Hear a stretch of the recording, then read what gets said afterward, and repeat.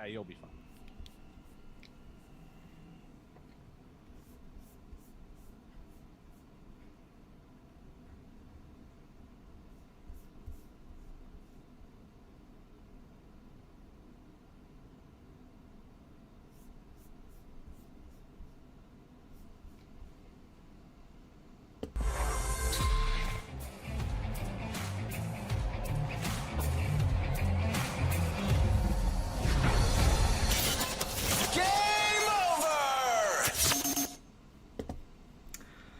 Hello and welcome to Game Over Vancouver. I am your host tonight. I am Sam, and I have with me Jackson McDonald, formerly of Canucks Army. You can follow him on Twitter at FailsonMcDonald. You can follow me. I'm at Samantha CP_, and make sure you subscribe to SDPN and hit like on this video as the Canucks turn in a dominant performance over the St. Louis Blues tonight, beating the Blues 5-0. The Canucks jump up to a 5-2 record. They're now second in their division. I believe they're third in the Western Conference. What did you think of the game tonight, Jackson? It's weird to watch a Canucks game that was boring for good reasons. Does that make sense? Yeah. Like, I don't know if it's just that I've watched so much hockey and I'm kind of jaded or whatever, but I don't know, like, this game, it was obvious they were going to win after they scored, like, the first goal, it seemed like. The St. Louis Blues are really bad. I know they had that big win last night over the Flames, but I kind of think the Flames might be pretty bad, too, so... You know, Flames and Oilers off to a terrible start. Yeah, but yeah, it just the game was never really in doubt. I just pulled up Natural Stat Trick. They had an 88% Corsi in the first period. Wow. And when you do that, it's just, you know, I guess it would have only taken one bounce for them to come back at the beginning, but I don't know. It just seemed obvious like that they were going to win from the outset, so it was kind of, there were a couple of nice goals and everything, but it wasn't particularly exciting. But it's just very weird to have the Canucks. They've played a couple of games that weren't necessarily compelling that they won, which I can't remember the last time that happened. Yeah. Like, I know the last time we did this, They were not good. it was against the San Jose Sharks, and they won. And it was like, God damn, why did they win? Like, it was at that point in the season. You know, you're just like searching for stuff to talk about. I think I was like, Lane Peterson. That was the thing that I wanted to talk about. Yes. He had a goal that night. And like, yeah, with this season and with the way they're playing right now, they're winning kind of these games. They're putting on a clinic. Like, they put on a clinic tonight. They were dominant tonight. The game that they played against the Predators too, like, it wasn't, I know the score was close, but the play wasn't. That was another one where it was just like not business-like. That's the buzzword, yeah, right? which is not something we're used to seeing. Like, not at all. Not remotely. If you're in the chat and if you're at all on Canucks Twitter, obviously Jackson and I are probably two of the more cynical, I would say realistic, but I think a lot of people say cynical Canucks fans. And I thought they were dominant tonight. If you're just tuning in, the Canucks beat the St. Louis Blues and Jordan Binnington 5-0. Quinn Hughes with the first two goals, Phil DiGiuseppe with a goal, JT Miller with a really nice short-handed goal, and then to close it off in the third period, Ilya Mikheyev with a goal. So the Canucks beat the Blues 5-0. What stood out to you tonight out of everything that happened? That's a good question. I mean, tonight, like, I guess it sort of goes back to what I already said. Like, what stood out to me tonight is this was their actual best game of the season. There was the game against Edmonton. I know they won 8-1, but that's a fluke game. Like that kind of game can happen in any season to any team. And they had that goal go in off Besser's skate. Like, it was just, everything was going in for them. Deflections. It was just one of those nights that, you know, we've seen the Canucks be on the other end of so many times, but, like, they weren't that much better than the Oilers. They just had all the luck and were better enough that it was, you know, the game was out of hand by the end of the first period or whatever. The Nashville game, people have talked about positively under the same sort of language that I'm using, kind of throwing out the first Edmonton game. But again, like, at least on paper, that one was close. This game, they were just flat out way better than the other team. And the thing is, they should be. It's the second game of a back-to-back for the Blues. Canucks are back at home. They're a better team. They always have been for the last several seasons, in my opinion. Like, I've said this before. I don't even know that the St. Louis Blues were good the year they won the Stanley Cup. Like, I don't get the Blues. They don't make sense to me.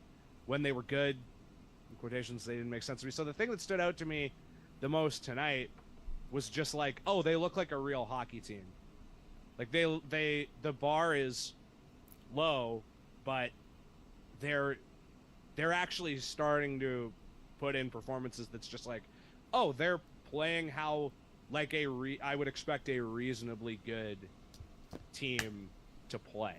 They look like a well-coached team this season. I mean, like, they actually look like they have structure. They have some team defense. They have some good habits. It's fun to watch. Like, you know, I know you wanted to get into Phil DiGiuseppe, yeah. Phil DiGiuseppe and JT Miller and how well that's worked out. Which, you know, I heard the case going into the season. Drance put up a pretty good, like, argument in favor of why we shouldn't maybe be surprised that DiGiuseppe's stuck on that line. But I think I even said at the start of the season, if they were planning on going with this duos thing, and they've got Pettersson and Kuzmenko, and one of their duos is DiGiuseppe and Miller, and they want to stick with that, I think I said that had the potential to be, like, maybe one of the least effective second lines in the entire league. Because on paper, you have a guy who's never really consistently been a top six center playing with a guy who hasn't consistently been an NHL winger. So, in theory, like, on paper, that shouldn't work. And I know people have differing opinions on both of those players, and certainly, like, JT Miller is a very controversial, like, player. In Tell us more about how you feel about JT. Elsewhere. I'm joking. Yeah, but the reality is, like, someone just said to me, like, oh, how can you? He had 99 points. Like, how can you say he's, you know, hasn't been an effective NHL center? In that season, he was a center maybe 2/3 of the time.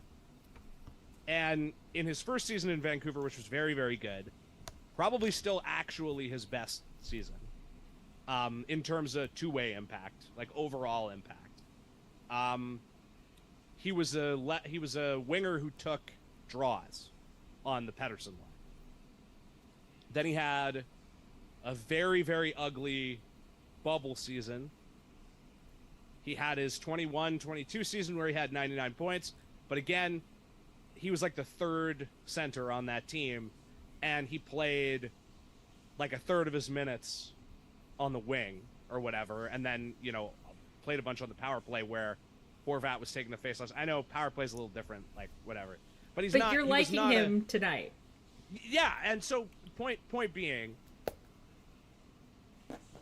this chunk of games since Toggett's taken over and now rolling over into this season, you know, the underlyings are still, it's still a little early to really know, like, be able to grasp much from underlyings, but that line's been really good. It's been their best line, like their most consistent line. And I think it might be one of those situations where the whole is greater than the sum of its parts, but like it's very strange that it's working with two guys who had a lot of red flags in going into the season in those roles. Yeah.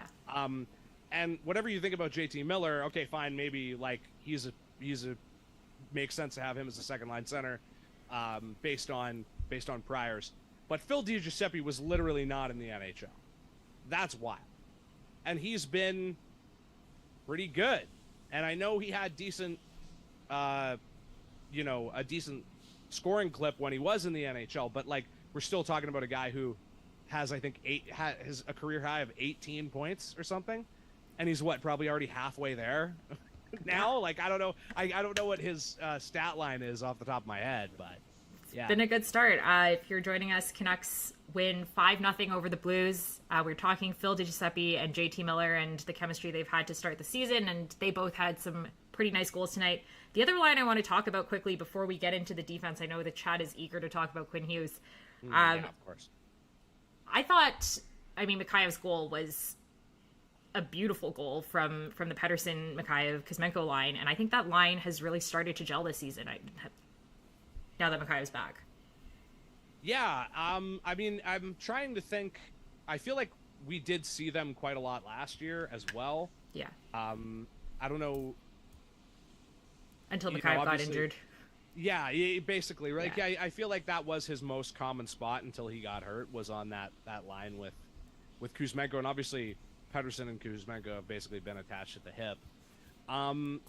Again, if you want to talk about that, like,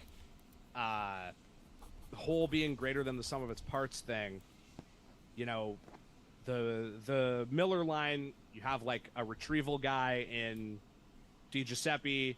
Miller's like a playmaker, and Besser has sorry, I just smacked my computer. Besser has the shot, right? And on this Pettersson line, I think like the case against Kuzmenko has always been, okay, he's definitely clearly a top six scoring talent, top six like offensive talent, but he takes stuff off the board for you defensively. Mikheyev is, one, really fast, at least when he's healthy, and two, his best asset has always been maybe not his defensive play specifically, but his two-way impact. So I think he's sort of, if they're attached to having Kuzmenko on that line, he's kind of the missing piece, because he gives them an element that they don't otherwise have. He gives them a couple elements that they don't otherwise have, the speed being maybe the most important. The speed's been the most noticeable for me watching them the last couple of games. Like Kuzmenko, he's not slow, and neither is Pettersson, but I would never describe Pettersson as like a smooth skater. He's like he can skate fat. He's bad at skate. It's weird. I don't understand it. Like, he's not a good skater, but it's fine. He's still everything else fine. Makes up for it. Yeah, more than makes up for it. It's very puzzling. But he's so good at everything else that it doesn't matter. But he's not. It's not that they're slow, but with Mikheyev, they actually have a guy who can match. I mean, they made the Blues look stupid tonight because they're one of the slowest teams in the league. But when they actually face off against these younger, faster teams, like if they play like Carolina or somebody later in the season, they're going to have an easier time not getting crushed to death by that forecheck with Mikheyev on that line versus whoever they had in place of him. Garland earlier this season, and I can't remember what they did last. I think it's safe to say that line's starting to gel and it looks good. Speaking of looking good, let's get into something. These are words I never thought I'd say to the chat. Speaking of looking good, let's get into the Canucks defense tonight. Yeah. Canucks win 5-0. If you're just joining the chat, make sure you hit like, subscribe to @SDPN. You can follow me. I'm at Samantha CP _ on Twitter or X or whatever we're calling it. Jackson is at Fails and McDonald's. The artist formerly known as Twitter. Yeah, exactly. It's Prince. They literally both turned their name into a symbol. So. Okay, I know the chat is eager to get into this. Quinn Hughes has had an unbelievable start to the season. I talked about this the last time I was on Game Over last week. I think that, for me, there was always the concern that when you name a player captain, there's maybe a bit of a learning curve. There's a little bit of pressure.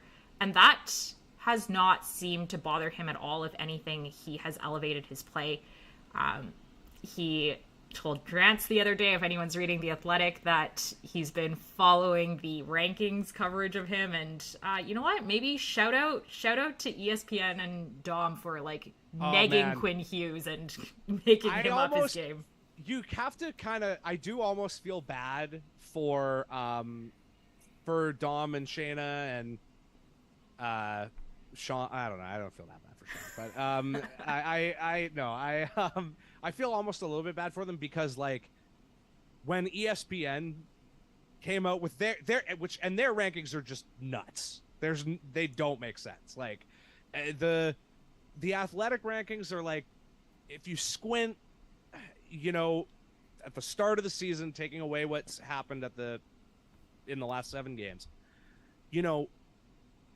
if you squint, I would say there were really maybe only 3 or 4 players ahead of him that were okay, really? But the ESPN one was nuts. What was it? Seth Jones was ahead of... Yeah, Seth Jones was ahead of him. Erik Karlsson was ahead of him. Chris Letang was ahead of him. He was at 60. And he scores the first 2 goals tonight, the game winner. And just, frankly, has been having an all-around dominant start to the season. Julian McKenzie, Calgary beat writer for The Athletic, told me that Quinn Hughes is his early front-runner for the Norris. Yeah, fair. I said at the start of I said after, it was that preseason game where he had 2 goals. I believe what I said was, if Quinn Hughes doesn't do anything different, if he has an identical season to last year, but he reallocates 10 points from his assists over to goals, or just adds goal scoring into his repertoire, he won't need to be better. He will become a Norris candidate just because of that. Because we're still really bad at judging defensemen. And a question that I would ask, not to take away from how good he's been, but just to sort of, I guess, re-up on my stance that he's always been good and that he was amazing last year too. Has he been better, or has the team been better and he's scored goals? Yeah, I mean, certainly one of the things that's been much better for him is his defensive partner. And somebody in the chat's mentioning Hronek. That's the next thing we're going to get into. Philip Hronek has been probably the best defenseman he's had to play with in his entire NHL career. Yeah, it's him or Chris Tanev. Yeah. And it kind of depends on how you look at it, and it kind of depends on what you... I would say Philip Hronek is the most talented partner he's had the opportunity to play with.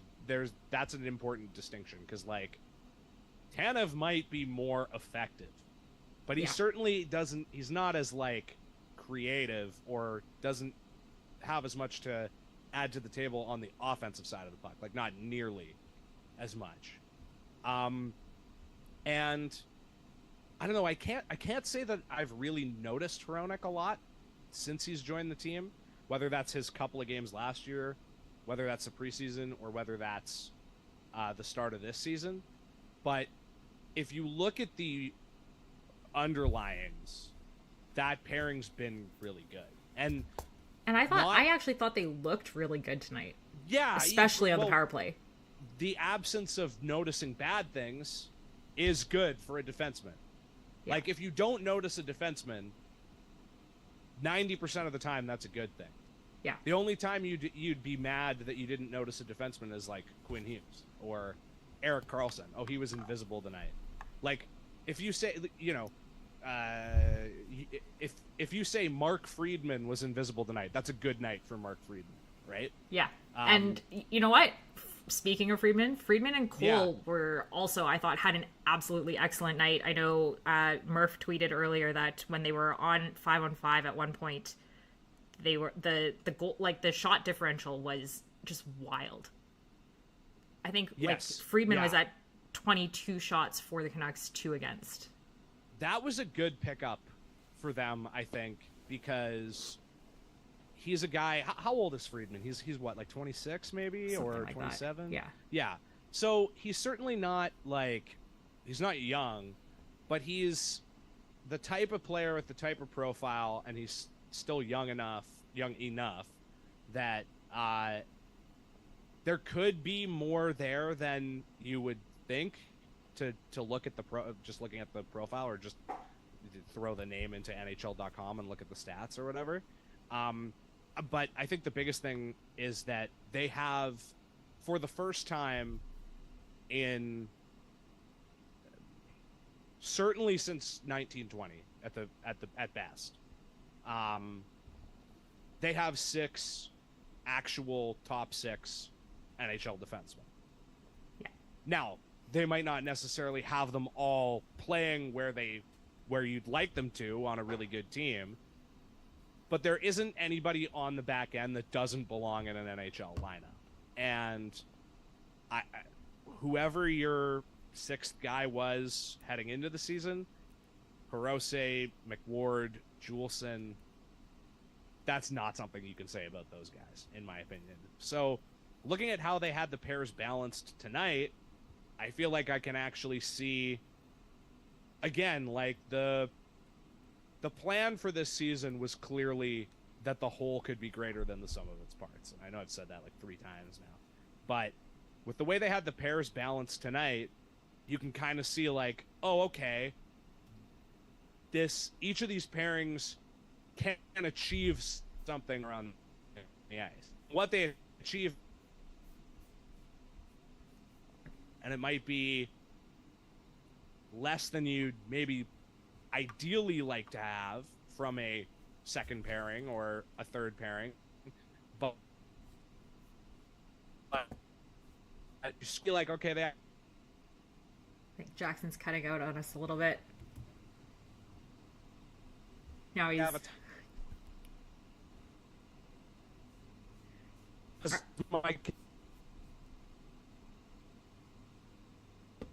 All right, Jackson's frozen a little bit.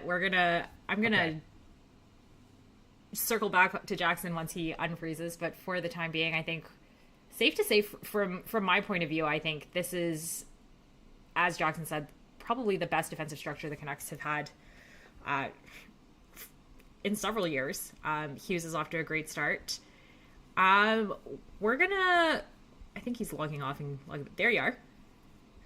Possibly. But am I working? I think it's cutting in and out. Are we doing this? Yeah, there you go. It's kind of stopping and starting. Okay, So I'm going to jump into the chat quickly while we sort out Jackson's tech issues. Chat is getting into Mark Friedman. Friedman's playing, Lefty All Around says Friedman is playing well. I haven't really seen him do a bad play yet. Here to stay as a 6th defenseman if he keeps up the consistent play. I thought, as I said earlier, Friedman and Cole had a really excellent game together tonight. Overall, if you're just joining us, Canucks are at 5-2 on the season. They are... I'm going to switch myself over to the solo for a sec until Jackson comes back. Canucks beat the Blues 5-0 tonight, and Jackson is logging back on, so we'll see if we can get that to work. But in the meantime, David W. says, it's been a while since I've seen the defensive structure has for the Canucks looked as good as it has been, perhaps the best among Canada's NHL teams, which is high praise. Although I will say, I think, frankly, the Flames and the Oilers have been truly atrocious. Just Incredible says, Jackson is as frozen as the Oilers have been the whole season. which I think may be the comment of the night. Am I good now? Am I working? You're working now. Okay, I just left and came back. Well, that usually works. Yeah. That was perfect. You came back for the best comment I've seen. Yes, that is correct. Yeah. Yeah. No, I was just gonna say to finish the point, like, basically, you look at their pairings, and it looks like they have a first pairing, and then two pairings that are kind of, second, Serviceable. third-ish serviceable, but that do very different things. Yeah. And Tocchet said it would be by committee. Maybe if you mix those pieces around, like, I like the look of the defense a lot more with Friedman on it than I did with Juleson or any of those other, basically AHL guys, like career AHL guys. I mean, as you said, this is a team that's starting to look like the whole is greater than its parts. And it's, it's something we've complained about the last 5 to 6 years, is that there are pieces there that are good, but the roster construction was poor.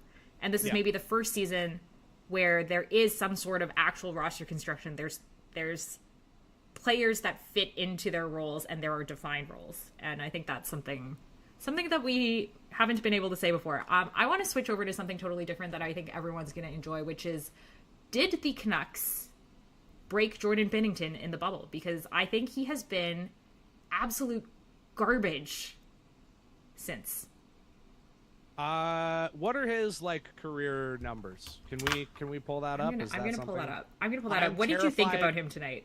Of using, I don't know. I don't think Jordan Binnington's a good goalie. Like that, which is why I want to see the career numbers, because I have a theory that Jordan Binnington is just Cam Ward.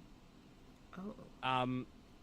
I think, and if I could travel back in time to 2006 and talk about Cam Ward using the same sort of heuristic that I used that did me reasonably well in the playoffs, this most recent playoffs,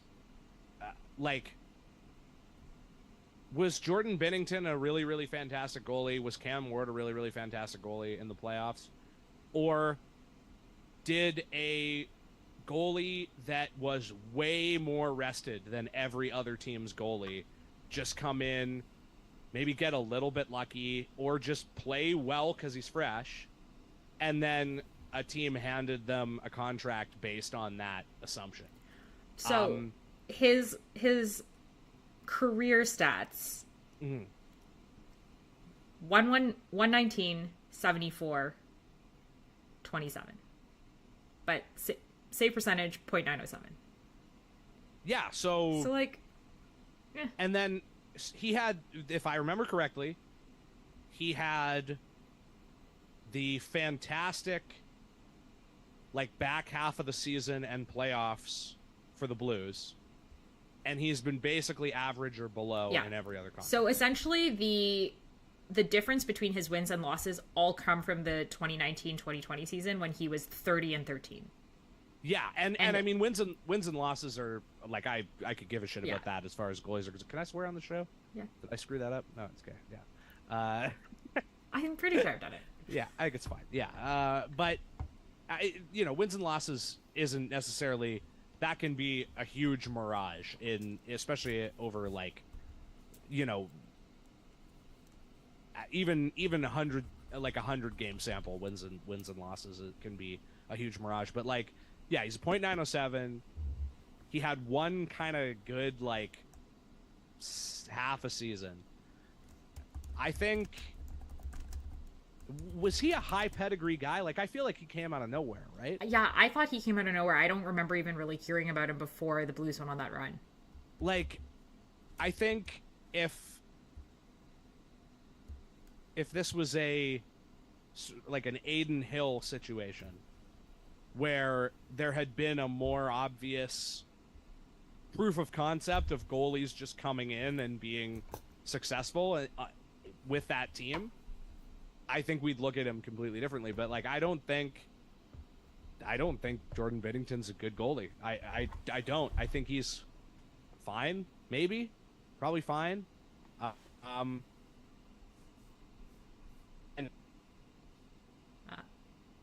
starting to cut out again. Based on.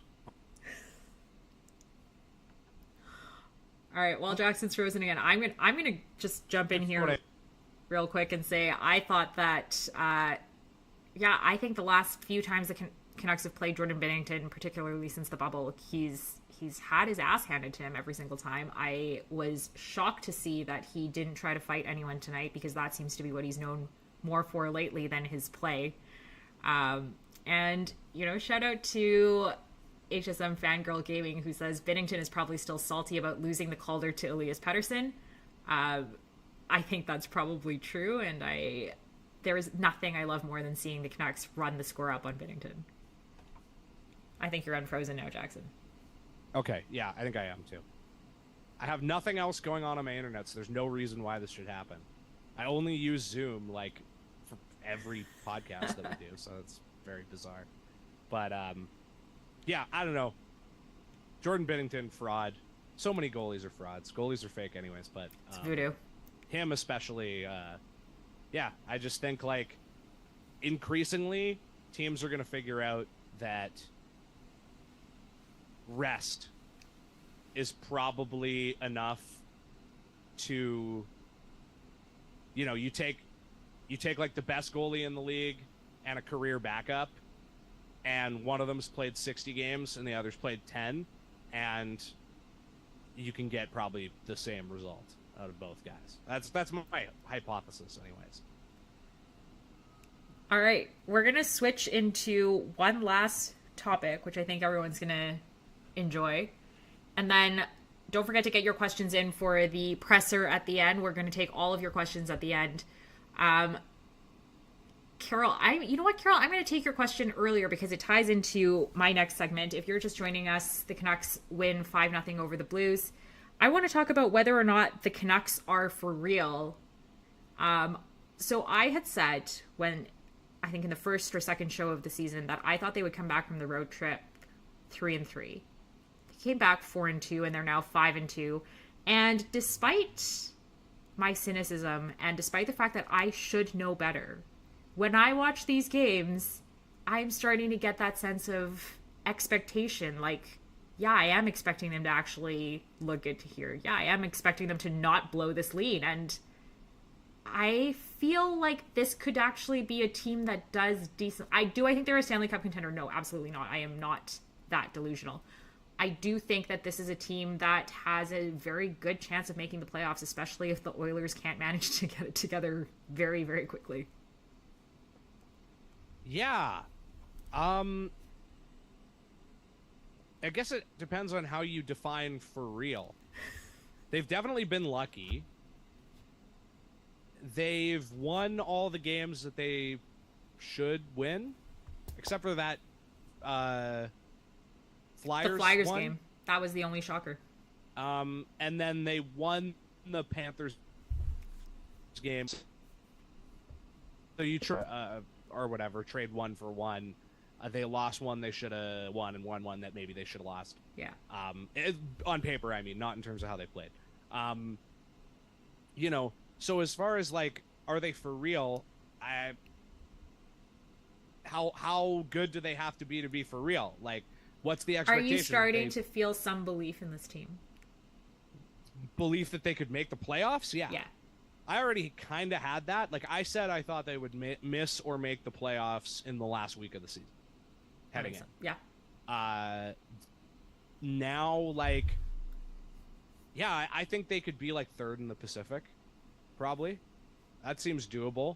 That has a lot more to do with the other teams around them than it does with them. But the thing that I've been wondering through the first 7 games here is, did I maybe, or we, all of us, maybe in a weird kind of way, almost underestimate how bad Jim Benning and John Weisbrod were? Is that possible? Well, because I think it is, in the sense that now we've had 18 months or whatever, or however long, of a team sort of behaving normally. Outside of the PR stuff with Rachel Dory and Bruce and all of that, in terms of the moves that they've made, They had a normal off season where they signed normal deals for normal players. They've been trying to normal their way into like making the playoffs. So that's what they've been trying to do. And the thing that I wonder is, first of all, did we underestimate like the extent to which them sucking for the first year plus was baked in already because of all the problems that they had on the roster? And then number two, did we underestimate what a like gigantic difference it would make to go from having a front office that like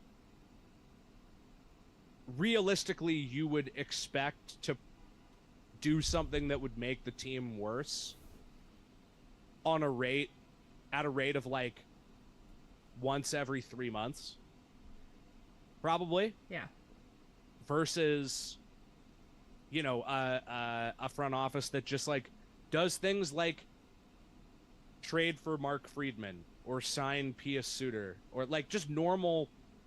We sign like players that are meant to play the role that we've signed them to play, and for not a for normal outrageous amount of money. I was just gonna say that, not for outrageous term or money.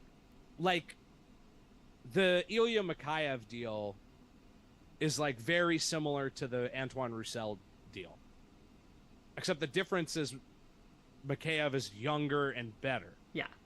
And you're actually like, if you pay, they're paying him like $475. Yeah. They're going to pay him $475, but he's going to play in their top six. Like you can pay a winger in your top six $475. You can't pay a winger on your fourth line $475. You can't pay your fourth line $12 million in total. Yeah, luckily Anthony Beauvillier is expiring at the end of the season. So God, I keep forgetting that he's on this team. Like, I cannot remember that this man is on this team. All right. Yeah, so for real, if for real means like 8th in the West, then yeah, sure. I've adjusted my expectations from maybe they'll make the playoffs to like, if they can keep this up for another 5 games, they'll probably make the playoffs. And you know what? Jumping back into questions, and if you've got questions for us, get them in the chat now. Carol asked earlier what are my thoughts for Vancouver in the next few games? And to Jackson's point, so the Canucks' next 5 games are the Rangers, the Predators again, the Sharks, the Stars, the Oilers, and the Sens.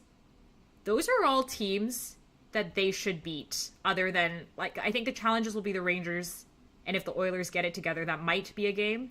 But most of those games, they should win. They'll get shellacked by the Stars because they always do. Yeah, that's fair. And Jake all those other games seem winnable in theory. I mean, the Canucks are 5-2. Last year they were 0-7. They wouldn't even get their first win until theoretically the next game that we're playing, and so I'm happy. I actually think the Canucks will make it. I think they actually, depending how bad the Oilers continue to be, have a shot at coming in second in the Pacific. Ooh, I'm going to regret saying that one. I need more time. Yeah, you need more time. Noise to turn into signal, because there's just a lot of stuff that's like, it's really tough to know what that means. I'm just like, feeling the vibe. This is nothing to do with. This is me ready to be hurt again. Yeah, like I mean, I said at the start of the season when we were doing our predictions on Roxy Fever, I said I will not say that they're going to make the playoffs until I see the X next to their name, because when you've done this like whole song and dance the same way for 8 years, you lose the benefit of the doubt. It is on you to prove to me that you can do it. Until then, I will be a hater, because I'm sticking to my guns on that one. They're not expectation management. Yeah, exactly. But this is the closest they've looked, and really, I just need maybe 5 more games or something to just kind of get a better sense of like, there are like Phil DiGiuseppe. I don't know, tonight's game might adjust this significantly, but like, I think he's 75% goals for, and like 37 expected. So that's like one of those things where that's really tough to know what that means. Yeah. Because, like, over a larger sample, you would be like, that's going to regress. But over this really small sample, it's very easy to just be like, well, score effects or, you know, like, I really don't trust the, like, a public expected goals model to even out until halfway through a season, maybe. So, like, I just need a little bit more signal before I feel confident. But, like, what might turn out to be even stickier than how they're playing is the rest of the division looks bad right now. Other than the Vegas Golden Knights, who are 7-0. Yeah. Ridiculous. Yeah. I mean, they're on another level. Yeah, what are the Avs are at 6-0 as well, or possibly that sounds better? Right. Yeah, something like that. Like, the two top teams in the Pacific are just heads and shoulders above everyone else. But did we get to Carol's question? Did I answer that question? Or Carol said, "What do we think for the next few games?" I think we've answered that. Yeah. No, sorry, I'm conscious of time, so I want to get to a couple more questions. No worries. Yeah. Okay. No, we did do that. We did cover that. Yeah. HSM Fangirl says, sorry, I'm going to find this question. I've got to scroll up. She says, does Pettersson's play remind you of one of the Sedins, and if so, which Sedin? He is like if Daniel and Henrik were one guy. Oh, he doesn't remind me of either of them because he isn't, like, he has Daniel's shot, but Henrik's playmaking, basically. He's like if they were one guy. Yeah, I like that a lot. Adam Firebear says, what are some of your thoughts on Tocchet so far? My favorite thing about Rick Tocchet is that he makes sense. He says things, and I go, I understand what that means, and it tracks. And something I was saying to my dad yesterday when we were talking about Rick Tocchet, I feel like that probably translates to the players as well. If you want to compare him to a guy like John Tortorella, who is a coach I've defended in the past and who I think is like a similar coach in some ways, like there's a lot of overlap. Nobody's quite like Torts, but there's overlap there. Torts plays mind games. So players get pissed off at him because they don't understand what he wants or where they stand with him. I think like everyone on the 23-man roster understands what they're supposed to do. And if they come out of the lineup, they understand why they came out of the lineup. And like, I think if you look at the way Kuzmenko has been handled, he would get benched for a game, but then he'd go out and he'd talk to the media after the game and he would say, Andre needs to work on these things. And then Kuzmenko would work on those things, or he'd have a better game, and then his ice time would come back up, or he'd be back on the line with Pettersson. And so, like, it's a lot easier to roll with what a coach is doing, even if maybe you don't necessarily agree with it, if you feel like the reason for it and the message has been presented clearly. Yeah. And, you know, like, you might think, like, such and such player should play more than this other player, but at least there's an internal consistency of like, well, that guy plays for this reason, and you know, this guy got benched for that reason. Yeah, that makes I agree with all of that, and I think the other thing I like about Tocchet is we're not getting these post-game press conferences where they play poorly and you get this, oh well, they're kind of trying their best shielding mentality. You know, he just kind of he says it like it is, and you know, it's hard to fault him for the things he's saying. You know, there's no disconnect between what we're seeing and what he's saying, which I think in this market is important. Yeah, it's like a simple folksy wisdom. Yeah, that's very unpretentious, but that is like sharp.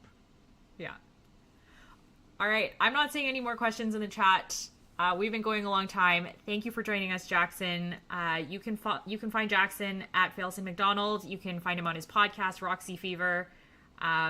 You can find me on Twitter at SamanthaCP_. Make sure you follow SDPN, hit like and subscribe to the YouTube channel. And we will be back tomorrow. I'm not hosting. Kaya's hosting. The Canucks played the second of a back-to-back. They're going to take on the Rangers after beating Jordan Binnington and the Blues 5-0 tonight. Thanks for joining us, everyone. Have a good night.